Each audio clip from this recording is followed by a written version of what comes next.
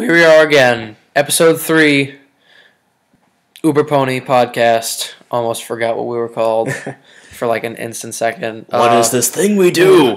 How does make music? Things like that. Things of that nature. Marethyu here with my partner in crime, Shutter Shade. You remembered. Yeah, because I actually care. Even though it doesn't seem like it sometimes. I love you too. Okay, on the agenda for today, we're going to have plot synopsis and what we thought of the episode One Bad Apple with Babs Seed. We're going to have our first piece of art today comes to you from kp-squirrel at DeviantArt. And we will have music. Our music on here will tend to come from obscure artists. This time is Six of Lasers, not nearly as obscure as what we kind of shoot for, but not necessarily. Like, I haven't heard of him until yesterday, so he's really good. Yeah, he's pretty fantastic. Dubstep. Just a warning. If you don't like dubstep, you don't have to listen to it. Leave. Yeah. So okay, One Bad Apple. Yeah, starting with One Bad Apple. Plot synopsis. Apple Bloom and the rest of the CMC they're just hanging out, and they aren't just hanging out. Apple Bloom is trying to find something to wear because her cousin from Manhattan is coming, and she wants to look her best, and like tears up her room in the process, which is like what I do when I'm looking for something. And they go to the train station. Babs gets off the train, and I freaking love her accent. It makes her so adorable. She has most stereotypical New York accent.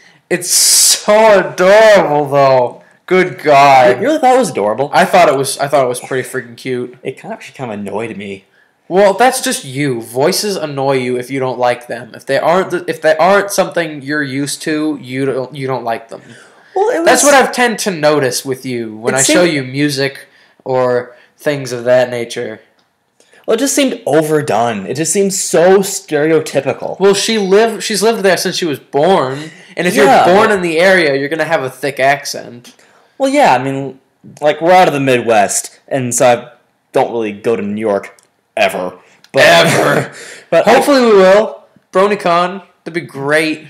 That would be great. That would be amazing if we could go to BronyCon. We would totally do some vlogs. It would be really fun there to sell people. I'm thinking we need to do a couple of vlogs on the show. We could. That'd be cool. All right, back on track. Yeah. My whole thing about Babs is, like I said, I've never been in New York, but I can reasonably assume that no one's accent is that thick. You'd be surprised. There are some people with like, you know how like the stereotypical Canadian accent is like, this is Canadian, eh? And they always say eh after every single word, eh? After every sentence is over, they use the word eh? But there are actually people that talk like that. You'll be surprised. We're probably pissing off a lot of Canadians right now. No offense to Canadians. No offense whatsoever to anybody. Don't worry, we're from Chicago. We get Chicago dogs. We root for the Bears. The Bears. The Bulls. The Bulls. And the Sox. Not the Cubs. The Sox. Okay, back on track. She is kind of scared, nervous to be around Apple Bloom and the rest of the CMC. Yeah. Well, because the CMC find out that Babs is a blank flank. Yes, they do, and she's pretty.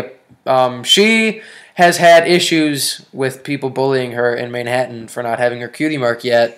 So so when the cutie marker's hairs kind of glomp on her. Yeah, so they're like, oh my God, you don't have a cutie mark yet either. So she's really nervous. She's nervous about it, and then all of a sudden, where did freaking Diamond Tiara and Silver Spoon come from? I don't know. And since in what right do they have to just trespass on the Apple property? Yeah, in the episode, they're showing Babs on the farm, and they show the giant pumpkin float to Babs, and then all of a sudden, Diamond Tiara and Silver Spoon come out of nowhere, and like I don't like this was not my favorite episode. I'm just going to say it right now. I didn't really like it that much because stories like this, when people don't do good things because they have a tortured past, that kind of like I was bullied when I'm bullied back at home, so I'm going to be a bully now instead of being bullied myself. And I don't like things that come along like that because that just like hurts me. It makes me mad. Like use your better judgment. Things can be worked out instead of just turning to the dark side. Well, the reason you don't like it is the reason I do like it. I like the fact that happened because that's so real. It is real, but it's not a subject that I like to see a lot. Therefore, I don't really like it that much because it's something that I don't really like to see. I don't really like seeing good people like go evil or whatever, and like because it's just like it's so I can really relate to like Apple Bloom's position. Oh yeah, me too. It's like maybe underlying, underneath the skin, underneath the surface. I really liked the episode because I can relate to Apple Bloom. God, my voice cracked. But whatever. So yeah, I can really relate to Apple Bloom in this episode. And then they continue on the plot synopsis. Babseed turns evil and starts. She destroyed the pumpkin float. She destroyed the pumpkin float. They start destroying, like chasing after the CMC and making fun of them and bullying them, basically. She kind of Babs joins the Diamond Tiara and Silver Spoon alliance, so to speak. Click. Yeah, I'll call it a click. And she just kind of turns into a big bully. And no one can understand why. What did they ever do to her? They go through a song I really like. Oh, that song was really good. Babseed. I don't even know what the name of the actual name of the song was. Yeah, it's Babseed. Babseed was a really good song. That's a really good song. It was great. And then they devise a plan to get Babseed back by booby trapping a golden apple float.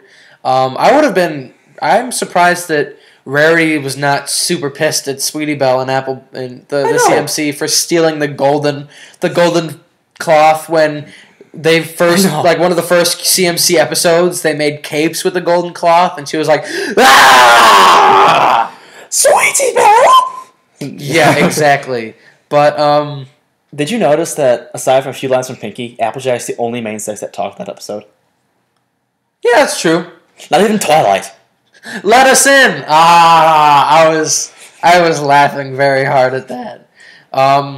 They had and as Babsy drives off in the apple float because she's at this point too much of a bully to resist stealing a golden apple float from them and pissing them off and making them really mad. And they learn from Applejack. Applejack's just so proud of the CMC for being nice to Babseed because she had been bullied, and that's when the audience learns, and the audience and the CMC learn that she was bullied. That's why she joined up with, to keep herself from being bullied, to feel power for the very first time. Exactly, and which. I really like that because it's something also really real. Yeah, I don't like the fact she became a bully. I like that theme because it's just so real. It happens so much in real life.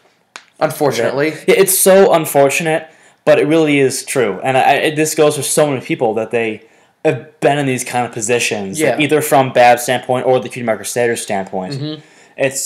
It really kind of gave me feels. Yeah, it was a great episode. It really was. And then, once they learn what they've done to Babs, they try to get into the float. Of course, she's still being a bully, won't let them in. They need to get into Pinky's float because she's using a piece of lettuce in her float. It's so funny. Let us in. Oh, I get it. It was funny because it's a head of lettuce float. It is very funny, and they get Babs out of there. They take the dive. The apple float. Crashes down a ravine into some mud, and Babseed is like, "Oh my God, you saved my life, even though I was really mean to you." And kind of just like, "Yay, we're all happy and family now." and Diamond Tiara and they see her off Silver the train. Spoon they see her off to the train. What are you doing, and, Talkies? Blank, blank. and they like try to like make fun of them, and then she was like gonna beat the crap out of them. That was awesome. It was awesome. That was like my favorite part of the episode. She was gonna beat the crap out of them. You don't want anybody from New York beating the crap out of you because you will be hurt a lot. Thank you for the description. Yes. You don't want this person to beat you up because you will be hurt a lot. Yeah. Okay.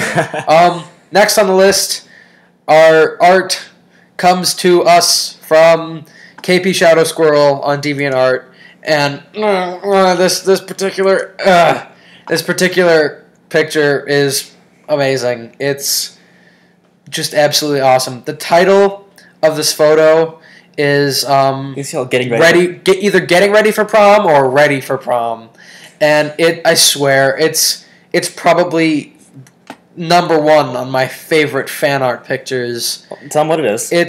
I'm gonna show it. There's just a pause. This whole concept of Luna being young and basically being in high school, with the whole like freckles and braces and the skull earrings. Good God, it is absolutely beautiful. It is, oh my God. Props to you, kp-squirrel, because we are going to be showing lots of your art on here eventually, and it's pretty amazing. I gotta say, pretty freaking amazing. Yeah, the kp-squirrel, he has done some of like the most famous. Yeah, pictures. some of the most some really popular ones that's been seen across the interwebs, across the websness, the spider web of the internet.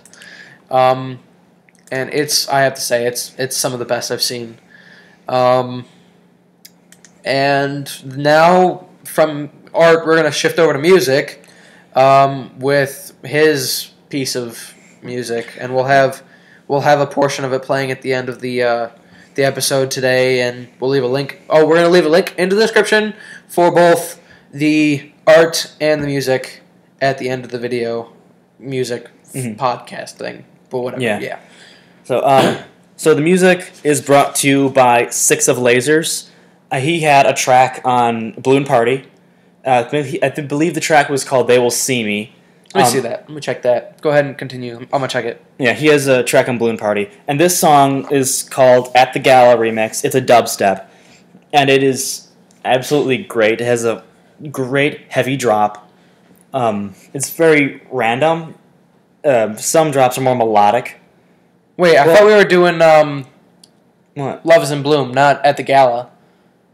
Did I say At the Gala? Yeah, you did. Oh my God! Wow, we are doing covering up for my subordinate's mistake. My brain hurts. It is Six of Lasers, but it's not At the Gala. It is the Love is in Bloom remix, and it's a remix of the song Love is in Bloom at the end of the Season 2 finale, where Shining Armor and Princess Cadence get married, and it is very nice. Has a great build-up, and great release with the drop, and some pretty awesome just straight-up wubs in it, and it's pretty amazing. We will have probably 30-second maybe clip at the end where you can listen to it, and if you like it, you can go check out the full track on his YouTube's page. Yeah, definitely check out Six of Lasers. He has 3 tracks out right now, I believe. 3? I thought he had more. 2. Yeah, They Will See Me is his song on Balloon Party. Balloon Party. Yeah. Yeah. So another great song. Yep. So yay! There you have it. That's signing off for now with episode number trace of UberPony Podcasts, and yay! We will catch you next time on the flip side. Marethyu out. Shutter Shade out. See you.